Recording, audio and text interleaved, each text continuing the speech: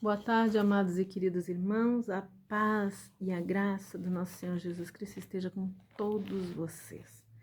Queridos, nós continuamos então o estudo de Gênesis no capítulo 12. Amados, a nossa intenção com esse estudo simplificado é que todos os irmãos tenham. A gente ouve muitas pessoas falando que elas tentam ler a Bíblia e elas não entendem nada, então elas se cansam, mas a Bíblia é muito simples, queridos. E esse estudo simplificado que nós estamos aqui fazendo é para que você saiba que a Bíblia é acessível a todos nós. Não existe nenhum pastor, não existe nenhum teólogo, ninguém que tenha uma revelação nova, além do que está escrito aqui. E então se torna uma questão de interpretação de texto. Há algumas versões bíblicas, elas têm palavras mais antigas, mais rebuscadas, né? Um vocabulário mais rebuscado que às vezes dificulta um pouquinho para nós. Esse estudo apenas tem, a gente buscou então as palavras, o vocabulário, né, num dicionário mais parecido possível com o hebraico original, tá? E além disso, é muito importante que a gente ore, né? Então eu convido todos vocês para antes de começar o estudo, ore. Depois do estudo, orem. E leiam de novo, releiam, acompanhem a leitura com a sua Bíblia. Algumas versões aí que vocês vão ler, como eu disse, tem um vocabulário diferente, mas ela quer dizer a mesma coisa, tá bom? E façam um bom estudo. Hoje nós estamos no capítulo 12, mas aqueles que estão pegando hoje esse capítulo, retornem. Lá no YouTube tem, lá no canal tem dos Guerreiros da Fé, tem todos os capítulos, desde o capítulo 1 de Gênesis. E se Deus nos permitir, nós vamos completar esse estudo todo com vocês até Apocalipse. Amém? Um forte abraço. E vamos lá então ao estudo de capítulo 12 de Gênesis. Então o Senhor veio a Abraão e lhe ordenou: sai da tua terra, da tua parentela e da casa do teu pai. Dirige-te à terra que te indicarei.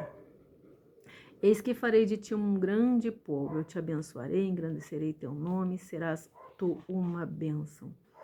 Abençoarei os que te abençoarem, amaldiçoarei aqueles que te amaldiçoarem. Por teu intermédio abençoarei todos os povos sobre a face da terra.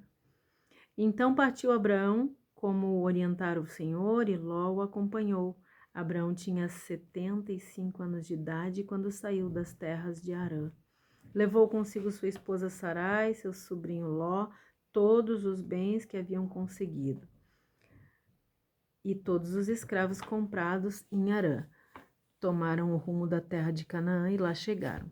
Abraão atravessou toda a terra até o lugar onde ficava uma árvore sagrada chamada Carvalho de Moré, em Siquém. Naquele tempo, os cananeus viviam nessa região. Então o Senhor apareceu a Abraão e lhe prometeu: é a tua descendência que darei esta terra. E Abraão construiu ali um altar dedicado ao Senhor, porquanto ali o Senhor havia aparecido e falado com ele. Dali prosseguiu Abraão rumo às colinas a leste de Betel, onde armou seu acampamento, tendo Betel a oeste e Ai a leste. Edificou também neste lugar um altar, em sinal de louvor e adoração ao Senhor, e invocou o nome de Deus. Mais tarde, Abraão partiu dali e seguiu em direção ao Negueb, região do sul das terras de Canaã. Contudo, sobreveio grande escassez e fome sobre a terra de Canaã, e Abraão desceu para o Egito para ali viver algum tempo. Porquanto a falta de alimento assolava a terra, porquanto estavam chegando ao Egito, ocorreu a Abraão propor a Sarai, sua esposa: escuta-me com atenção, tu és uma mulher muito bonita. Portanto, quando os egípcios contemplarem a tua formosura, alegarão: é a mulher dele e me matarão, preservando a tua vida. Sendo assim, suplico-te, dize que é minha irmã, para que me tratem bem por consideração a ti e por tua causa. Conservem também a minha vida. De fato, quando Abrão chegou ao Egito, os egípcios viram que Sarai era uma mulher muito bela e viram os oficiais da corte do faraó e elogiaram sobremaneira diante do seu monarca. Sarai foi levada ao palácio de Faraó.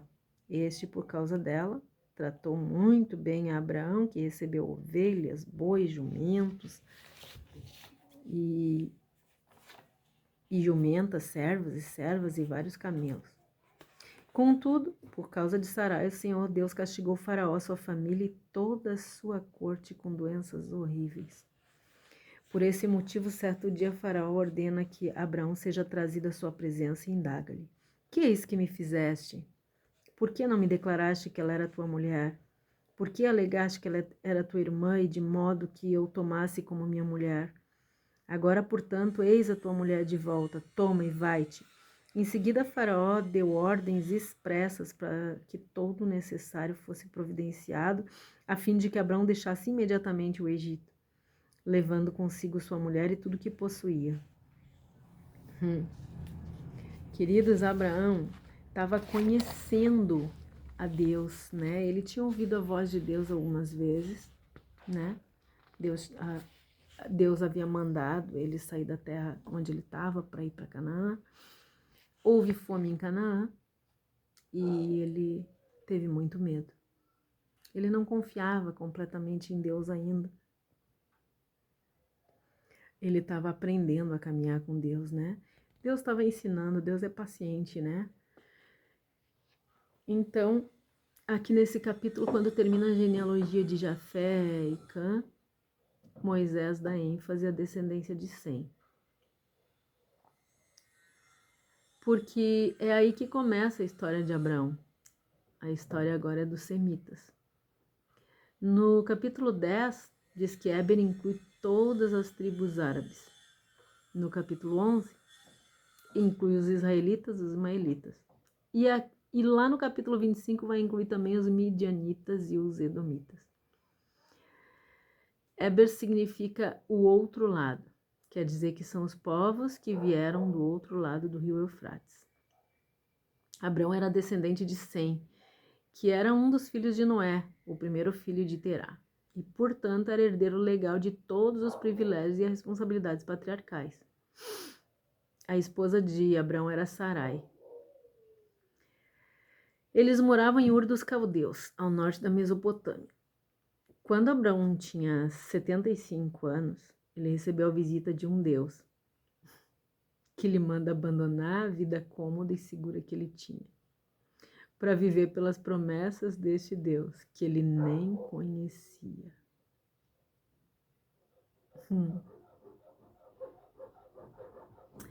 Mesmo assim, Abraão pegou seus pertences, saiu da cidade de Harã, partiu para a direção ordenada. Mas, quando chegou em Canaã, Abraão se assusta com os problemas e nem lembra de consultar Deus. Vai buscar ajuda no Egito. É o que a gente mais faz, né? Quando as coisas apertam, quando a situação... A gente ouve Deus nos chamar e a gente vem. E enquanto tudo tá bom, enquanto tudo tá tranquilo, a gente fica. Mas quando as coisas começam a apertar, quando o dinheiro começa a faltar, quando vem a doença, quando não tem comida, quando a fome aperta, as necessidades batem, a gente vai procurar ajuda onde? No Egito. Não lembra de orar, assim como Abraão não orou antes e simplesmente foi buscar ajuda no Egito, né? Mas eu gosto de lembrar, quando a gente lê esse capítulo, que, como eu disse no início, Abraão estava conhecendo Deus, ele ainda não conhecia. Mas há quanto tempo nós temos andado, né, de igreja em igreja? Há quanto tempo nós temos ouvido falar desse Deus e ainda não conhecemos o suficiente? para em vez de orar, de buscar a ajuda dele, do Deus que nos chamou, de confiar nele, a gente descer para o Egito para pedir ajuda, para comer as migalhas do Egito. Na primeira carta de João, ele alerta sobre as dificuldades que virão. Quando alguém decide seguir os planos de Deus nesse mundo, vai enfrentar dificuldades. Porque o maligno, porque o mundo jaz no maligno. O maligno está tentando o tempo inteiro nos destruir. E o que ele mais quer é que a gente vá buscar ajuda no Egito. Portanto, ele vai tentar de tudo para abalar nossa confiança em Deus. Mas em Apocalipse 14, diz assim, que a perseverança e a fidelidade caracterizam o cristão verdadeiro. O cristão verdadeiro não vai buscar ajuda no Egito. Ele confia na fidelidade de Deus e, portanto, ele é fiel a Deus. E ele espera e confia e persevera, porque ele sabe que Deus sempre vai dar o escape. Abraão ainda não conhecia Deus, mas nós conhecemos. Não volta para o Egito, querido. Quando Abraão encontrou dificuldades, ele fez o que a maioria dos crentes fazem. Levantou a cabeça, manteve o pensamento positivo, elaborou um plano e agiu rapidamente. Mas deu tudo errado e o seu plano foi um fracasso. É por isso que os nossos planos, por muitas vezes, são um fracasso, porque não são os planos de Deus. O faraó desejava Sarai, é apresentada como irmã de Abraão, até aí estava tudo certo. Apesar da arrogância de Abraão, achando que podia resolver as coisas do seu jeito, apesar da nossa arrogância, muitas vezes achando que podemos resolver do nosso jeito, Deus interferiu e livrou Sarai. A consequência é que Abraão foi expulso e pago para sair do Egito, retornando ao lugar original traçado pelo Deus do seu chamado. Não sai se Deus não te mandou sair, querido. Não vai contra os princípios de Deus. Estava claro. Quando Abraão teve que mentir, quando Abraão teve que descer para o Egito, isso tudo estava, para nós é muito claro que Deus não estava nesse plano, que Deus não estava nesse projeto.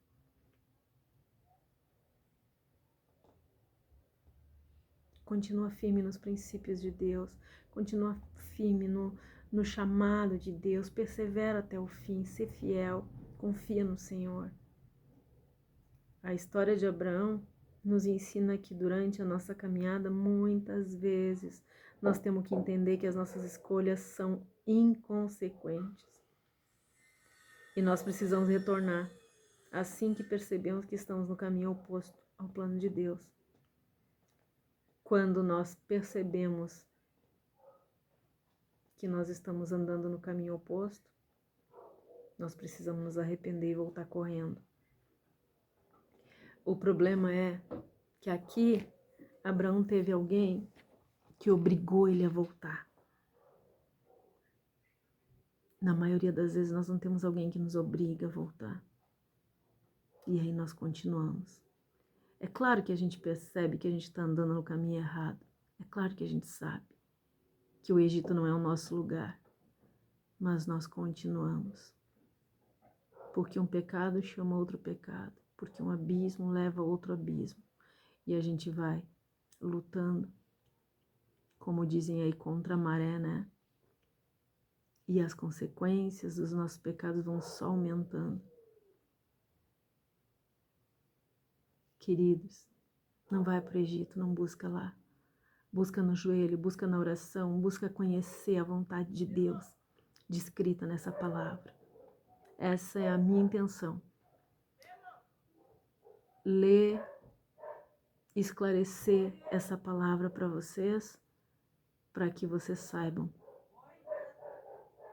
e não voltem para o Egito de forma nenhuma. Confie em Deus. Quem conhece o Deus de verdade não volta para o Egito. Lembrem que a marca registrada do cristão é a confiança, a fidelidade e a perseverança.